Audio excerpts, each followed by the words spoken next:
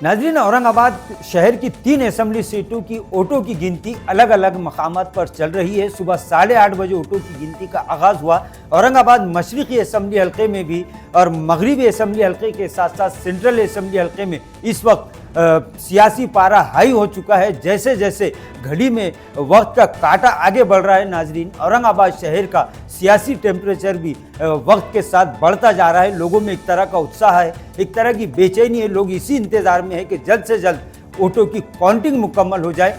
नाजरीन, इस वक्त औरंगाबाद मशरक़ी असेंबली हल्के के वोटों की गिनती की अगर बात की जाए तो यहाँ पर 24 राउंड में से अब तक 10 राउंड मुकम्मल हो चुके हैं। औरंगाबाद मशरक़ी असेंबली हल्के की वोटों की 10 राउंड की गिनती मुकम्मल होने के बाद इलेक्शन ऑफिसर की जानिब से जो हिंसा हमें दिया गया है उसके मुताबिक मजलिस इत्तेहादुल मुस्लिमीन के उम्मीदवार इम्तियाज़ जलील इस वक्त 69,138 वोट लेकर अभी भी तमामी उम्मीदवारों पर सबकत बनाए हुए हैं।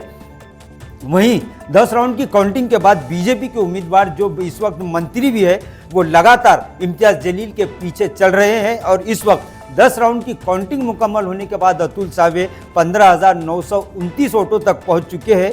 और वहीं कांग्रेस के उम्मीदवार लाहू शेवाड़े नाजरीन 2074 वोट और वंचित बहुजन अघाड़ी के उम्मीदवार अफसर खान अब तक यानी 10 राउंड मुकम्मल होने के बाद 755 वोटों तक पहुंचे हैं। वहीं समाजवादी पार्टी के उम्मीदवार डॉक्टर अब्दुल गफ्फार कादरी 4,712 वोट हासिल करने के बावजूद अब भी अतुल सावे, गफ्फार कादरी और तमामी उम्मीदवार इम्तियाज़ जलील से पिछड़े हुए हैं। इस वक्त इम्तियाज़ जलील को 53,209 वोटों की सबकत नाजरीन हासिल हो चुकी है।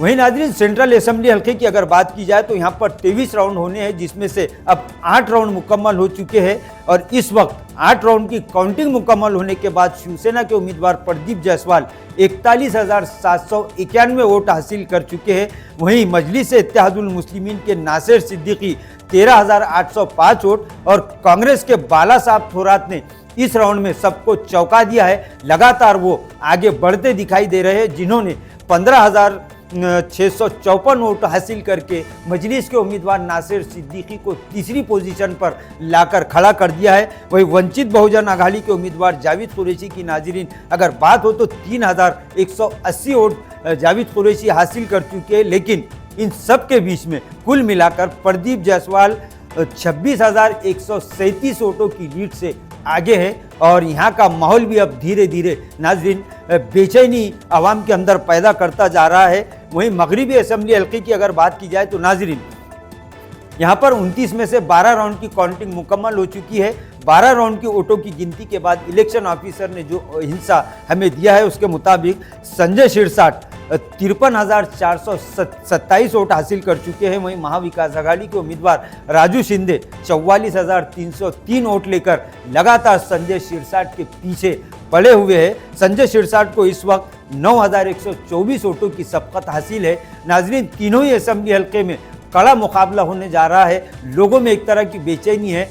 हर 15 मिनट के बाद इलेक्शन ऑफिसर की जानिब से वोटों की काउंटिंग मुकम्मल होने के बाद जो हिंसा दिया जा रहा है वो हम एबीएन महाराष्ट्र के जरिए आप तक पहुंचाते रहेंगे। एबीएन महाराष्ट्र से जुड़े रहिए।